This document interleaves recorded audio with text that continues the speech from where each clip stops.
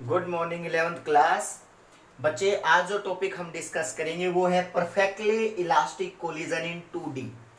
बेटा 1D हम लोगों ने डिस्कस कर लिया। 1D के अंदर जो हमने चीजें पढ़ी थी, V1 निकाला था बच्चा, V2 निकाला था। सेम 2D में भी यही है। आप लोग पहले तो ये चेक करोगे कि 2D की कोलिजन 2D में कब बोला जाता है बेटा। यानी कि 2D के अंदर अगर मैं आपको कहूं कि समझना बेटा कि एक मास है M1, एक मास ये बेटा M2।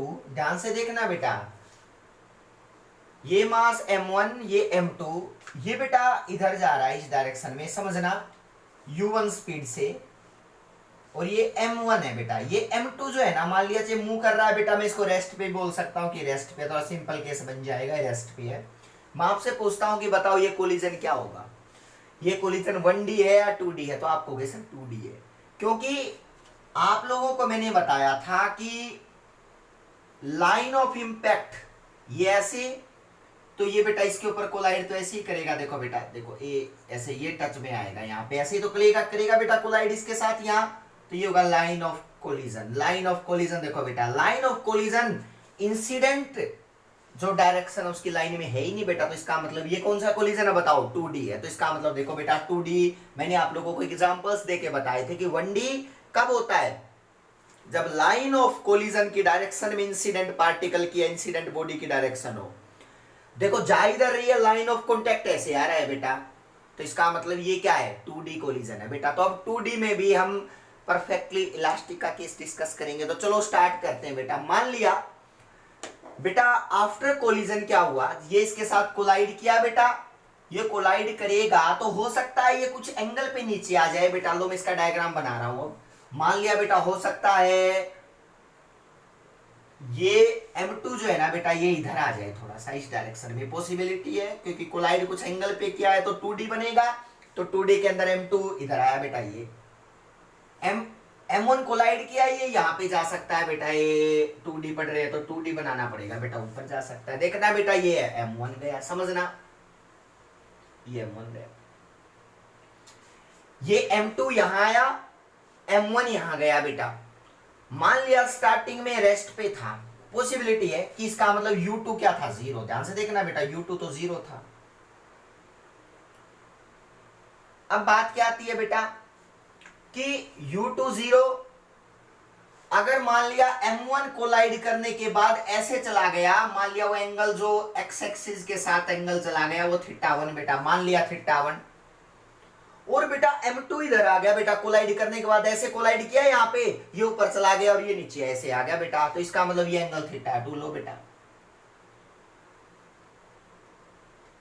अब सुनना बेटा, मान लिया आफ्टर कोलिजन, ये है बेटा सिचुएशन आफ्टर कोलिजन, ये है बिफोर कोलिजन बेटा, तो इसका मतलब यहाँ पे कोलिजन हुआ है। मैं इस एरो पे लिख देता हूं, कोलिजन हुआ है बेटा, कोलिजन हुआ है। अब सुनो, M1 कोलाइड करने के बाद कुछ एंगल पे गया θ1, M2 कुछ एंगल पे θ2 नीचे आया है, तो क्या होगा?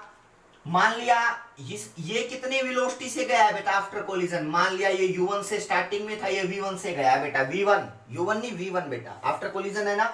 ये इधर किस वेलोसिटी से आया? मान लिया V2 से, खुद बताओ बेटा। ये 2D है, ये परफेक्टली इलास्टिक कोलिजन 2D में पढ़ रहे हैं बेटा। तो ध्यान से सुनना, प्रॉपर्टी कभी बदलती नहीं है बेटा, प्रॉपर्टी बदलती नहीं है। पहले तो बताओ कंजर्वेशन ऑफ लीनियर मोमेंटम, वही बेटा मुझे V1 V2 निकालना है अब की बार। V1 V2 सेम बेटा, लेकिन वो एक लाइन में नहीं है अब की बार, एक प्लेन में जा रहे हैं, क्योंकि 2D बन चुका है बेटा। तो अब बताओ यहाँ पे कंजर्वेशन ऑफ लीनियर मोमेंटम ये होना जरूरी है ना? Very good, conservation of linear momentum apply करें बेटा। चलो अप्लाई करते हैं conservation of linear momentum. Momentum before collision must be equal to momentum after collision बेटा, लिख लो ये बात बेटा, ये अप्लाई होना जरूरी है बेटा। Momentum before collision must be equal to momentum after collision. लो बेटा, अब बताओ सबसे बड़ी प्रॉब्लम पता है क्या है बेटा? मोमेंटम एक वेक्टर क्वांटिटी है, बिफोर कोलिजन तो देखो बेटा इसका मोमेंटम m1u1, ये बॉडी है रेस्ट में बेटा, तो इसका मतलब क्या बन गया बताओ, m1u1 आ जाएगा बेटा, ये 0 आ जाएगा। लेकिन आफ्टर कोलिजन में कंफ्यूजन होगा बेटा, क्योंकि ये वेलोसिटी इधर जा रही है, प्लेन में जा रही है। आप लोग वेक्टर में एक चीज सीख चुके हो बेटा, अगर कोई बॉडी प्लेन में जाती है, इसकी वेलोसिटी v1 है, अगर यहां से एंगल थीटा बनाती है तो इसके दो कंपोनेंट डिवाइड होंगे बेटा, एक तो आएगा हॉरिजॉन्टल, एक आएगा वर्टिकल। तो देखो बेटा इसका मतलब एक प्लेन में वेक्टर होता है तो उसके दो कंपोनेंट होते हैं बेटा, एक तो हॉरिजॉन्टल एक वर्टिकल, तो ये v1 नहीं लिया जाएगा। तो इसका मतलब यहां मोमेंटम एक वेक्टर क्वांटिटी होती है, तो इसके दो कंपोनेंट ब्रेक करोगे बेटा, एक तो जाएगा x के लोंग, एक जाएगा y के लोंग बेटा। तो देखो ये v1 ऐसे जा रहा है, m1 वहां से ना, तो इधर कौन सी वेलोसिटी आएगी बेटा, v1a, थीटा जहां एंगल बनता है तो cos थीटा वाली बेटा, और इसके परपेंडिकुलर वाली कौन सी जाएगी बताओ, v1a, बात खत्म बेटा, v1 cos थीटा 1 और ये v1 sin थीटा 1 बेटा। क्लियर है? सेम v2 का ब्रेक करो बेटा, v2 कैसे जा रही है ऐसे, चलो मैं इधर बना रहा हूं, v2 ऐसे जा रही है, ऐसे v2, इसके भी दो कंपोनेंट ब्रेक कर लो बेटा, एक तो क्या जाएंगे बताओ हॉरिजॉन्टल और एक आएगा वर्टिकल। लो बेटा चेक कर लो, ये v2 का हॉरिजॉन्टल के साथ कितना एंगल है बताओ, थीटा 2, तो इसका मतलब इधर कौन सा कंपोनेंट गया बताओ v2 का, इस एक्सिस में, इस एक्सिस में गया v2 cos थीटा 2, ध्यान से देखना बेटा, और इधर कौन सा आया बताओ, v2 sin थीटा 2। अब समझो बेटा, आप लोगों को ये पता होना चाहिए कि यहाँ पे कंपोनेंट डिवाइड होने जरूरी है, 2D है बेटा, ये प्लेन में जा रहा है, और कोई चीज प्लेन में जाती है ना, तो आप लोग प्रोजेक्टाइल मोशन में भी पढ़ चुके हो, प्लेन में जाने वाली चीज के दो कंपोनेंट होते हैं, u cos थीटा और u sin थीटा, क्योंकि वो दो वेरिएशन x में भी और y में भी है, तो इसका मतलब इसके दो कंपोनेंट यहीं ब्रेक कर देता हूं। लो बेटा एक तो ऐसे है, ब्रेक कर दो बेटा, ये ऐसे है ना, ये ऊपर कौन सा है, v1 sin थीटा 1, लो बेटा ये ऊपर परपेंडिकुलर है v1 sin थीटा 1, लो बेटा मैं यहाँ डिवाइड कर रहा हूं, आप लोग नोट करते चलो, v1 sin थीटा 1, लो बेटा। अब सर ओरिजेंटल कौन सा है v1 का, v1 cos थीटा 1, तो इसका मतलब v1a cos थीटा 1 बेटा। लो अब बात करते हैं v2 की, v2 है बेटा, हॉरिजॉन्टल कौन सा है, v2 cos थीटा 2, लो बेटा v2 cos थीटा 2।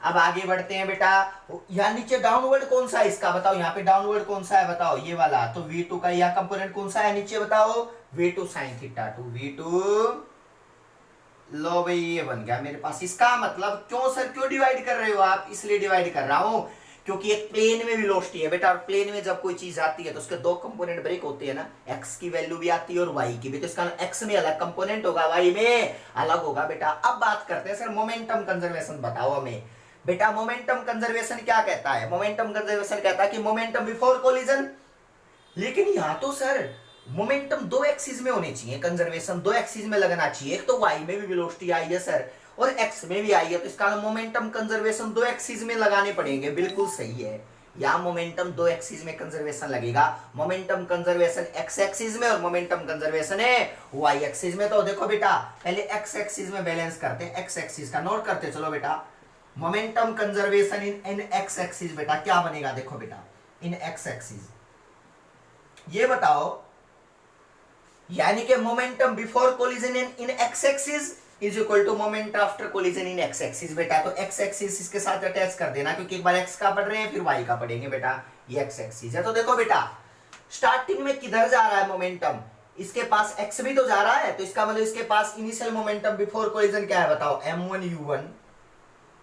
अब देखो बेटा ये बॉडी रेस्ट पे है तो इसका तो जीरो लो बेटा, चाहे m2u2 ले सकते हो कोई प्रॉब्लम नहीं है बेटा, तो m1u1 बन गया। अब नेक्स्ट ट्राई करते हैं बेटा, देखो ये zero is equal to after collision x में कितना है, देखो बेटा m1 वेलोसिटी कितनी है इसके साथ x एक्सिस में, v1 cos थीटा 1, तो पुट करो बेटा m1 v1 cos theta 1, v1 नहीं बेटा v1 cos थीटा 1, क्यों इसका कंपोनेंट देखो x एक्सिस में बेटा थीटा 1। सर m2 का कौन सा गया उधर, v2 cos थीटा, तो m2 को मल्टीप्लाई करोगे, मोमेंटम मास इनटू वेलोसिटी होता है ना, तो प्लस में बन गया बेटा m2 v2 cos थीटा। लो बेटा ये मोमेंटम कंजर्वेशन है किसके अलोंग बताओ, एक्स एक्सिस के अलोंग बेटा, क्योंकि दो कंपोनेंट डिवाइड हुए ना एक्स में और वाई में। अब मोमेंटम कंजर्वेशन किसके अलोंग लगाना है बताओ, वाई एक्सिस के अलोंग। तो बेटा बताओ अलोंग वाई एक्सिस क्या बनेगा, अलोंग वाई एक्सिस। जल्दी देखो बेटा क्या बनेगा, एक्सिस। अब क्या लिखोगे, momentum before collision in Y axis is equal to momentum after collision in Y axis. बेटा तो बताओ क्या कोई बॉडी बिफोर वाई एक्सिस में जा रही है बेटा, नो, देखो तो एक्स में जा रही है। इसका मतलब वो मोमेंटम बिफोर कोलिजन क्या बन गया बताओ, जीरो बन गया बेटा। बिफोर कोलिजन वाई एक्सिस में मोमेंटम है ही नहीं बेटा, ओनली एक्स एक्स में जा रही थी। लेकिन इसमें आएगा, इसमें क्या आएगा देखो बेटा, m1 का वाई एक्सिस में मोमेंटम कितना है बताओ, m1 v1 बेटा साइन थीटा 1, लो बेटा साइन थीटा 1 देखते चलो बेटा, प्लस इसका एक्सिस वाई एक्सिस में कौन सा है बताओ, v2 sin थीटा 2, तो इसका मतलब m2 को इसका मल्टीप्लाई करो क्या बन गया, m2 v2 sin थीटा 2। ध्यान से देखना बेटा, ये कंजर्वेशन आपको समझ में आना चाहिए कि बेटा मोमेंटम x एक्सिस के अलोंग बैलेंस कर लिया, मोमेंटम y एक्सिस के अलोंग बैलेंस कर लिया। इनिशियल बॉडी x एक्सिस में जा रही थी ओनली, y में इसका कोई कंपोनेंट नहीं था बेटा, तो इसलिए उसको जीरो मान लिया इनिशियल को, पूरी वैल्यू को, इसलिए फाइनल फाइनल आएगा क्योंकि फाइनल का ही कंपोनेंट है y में ओनली बेटा। इनिशियल तो ओनली x एक्स में जा रहा है, तो x की बारी आई वहां तो पुट कर दिया था बेटा, लेकिन बेटा y में मैंने पुट नहीं किया। तो ये दो इक्वेशन मोस्ट इंपोर्टेंट इक्वेशन है बेटा, इनको बोलते हैं टू डायमेंशनल इक्वेशन बेटा, परफेक्टली इलास्टिक के केस में ये दो इक्वेशन बेटा। अब बात करते हैं कि सर परफेक्टली इलास्टिक है तो काइनेटिक एनर्जी भी कांस्टेंट होनी चाहिए, तो थर्ड बेटा क्या है बताओ, मोमेंटम कंजर्वेशन की दो इक्वेशन निकल गई ना, काइनेटिक तो भी रहती है बेटा। तो बताओ मोमेंटम ऑफ क्या, यहां पे क्या लिखोगे बताओ, कंजर्वेशन ऑफ ए, यहां पे देखो बेटा बराबर कर रहा हूं, काइनेटिक एनर्जी कंजर्वेशन का और देखो कॉन्सेप्ट बेटा, काइनेटिक एनर्जी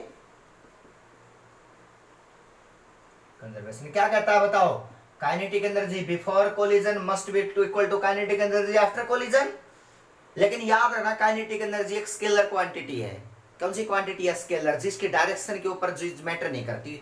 स्केलर कौन सी वैल्यू होती है, जो ऐसी वैल्यू जिसकी डायरेक्शन भी बदल दी जाए तो उसके मैग्नीट्यूड पे कोई इफेक्ट ना पड़े। तो इसका मतलब कंपोनेंट जो डिवाइड होंगे ना वो वेक्टर के होते हैं, स्केलर के कोई कंपोनेंट डिवाइड नहीं होते। तो इसका मतलब काइनेटिक एनर्जी में कंपोनेंट का कोई रोल नहीं है बेटा, याद रखना, क्योंकि स्केलर होती है काइनेटिक एनर्जी। मोमेंटम क्या होता है, वेक्टर, तो इसलिए इसके दो कंपोनेंट ब्रेक किए, वाई के अलोंग और एक्स के अलोंग बेटा। तो बताओ इसके पास काइनेटिक एनर्जी बिफोर कोलिजन कितनी है बताओ, कंजर्वेशन में हाफ m1 u1 का स्क्वायर, इसके पास कितनी है बताओ, m2 किस में है, रेस्ट में, तो इसका मतलब 0 इज इक्वल टू, अब m1 के पास कितनी वेलोसिटी है, v1, कोई कंपोनेंट नहीं बेटा, वेलोसिटी तो इसका क्या बन गया, हाफ m1, ये वेलोसिटी v1 का स्क्वायर बेटा, प्लस इसके पास कौन सी एनर्जी चलेगी, हाफ m2 v2 का स्क्वायर। कंपोनेंट मत डिवाइड कर लेना बेटा अब की बार, क्योंकि स्केलर होती है एनर्जी, हाफ v2 का स्क्वायर। देखो बेटा ये कंजर्वेशन ऑफ क्या लगा दी बताओ, काइनेटिक एनर्जी का कॉन्सेप्ट, क्योंकि परफेक्टली इलास्टिक पढ़ रहे हैं ना, तो मोमेंटम तो कंजर्व की दो इक्वेशन निकली है अब की बार, एक्स में अलोंग, एक्स की अलोंग और वाई के अलोंग बेटा। काइनेटिक एनर्जी के सेम वही पहले जैसी बेटा, तो इसका मतलब तीन इक्वेशन आ गई बेटा। क्या इक्वेशन आ गई, 3। लेकिन प्रॉब्लम क्या आ गई है हमारी, इक्वेशन तो 3 निकल गई, यहाँ वेरिएबल कितने हैं जो निकालने हैं। तो देखो बेटा v1 भी निकालना है, v2 भी निकालना है, तो लिखो बेटा we find the value of, बताओ किस किस के, we find the value of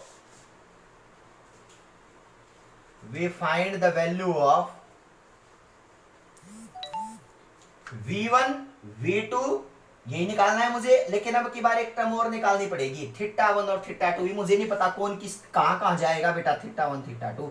बताओ कितनी इक्वेशन निकालनी है अब की बार, कितने वेरिएबल हैं, 4, लेकिन इक्वेशन है 3, क्या पॉसिबल है, 3 इक्वेशन से 4 वेरिएबल निकालना पॉसिबल है, नो, 4 इक्वेशन चाहिए बेटा। तो इसलिए क्या है बेटा, इसलिए लिख लो बेटा, इसमें थीटा 1 और थीटा 2 हम एक्सपेरिमेंटली फाइंड आउट करते हैं बेटा, याद रखना 2 डायमेंशन में। तो लिखो they we want to find, लिख लो बेटा, we want to find 4 variable, देख लो बेटा 4 वेरिएबल, इक्वेशन कितनी है 1 2 3, we want to find 4 variable by using 3 equation which is not possible बेटा।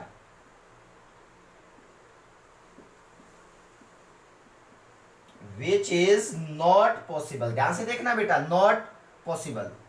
तो क्या किया सर, क्या करें सर, तो बेटा θ1 और θ2 एक्सपेरिमेंट करके नोट करने पड़ेंगे बेटा। तो लिख लो बेटा वी, अभी लाइन बेटा, we find the value of θ1 and θ2 experimentally. अगर θ1 θ2 एक्सपेरिमेंटली निकाल ले, कोई बता दे मुझे, देन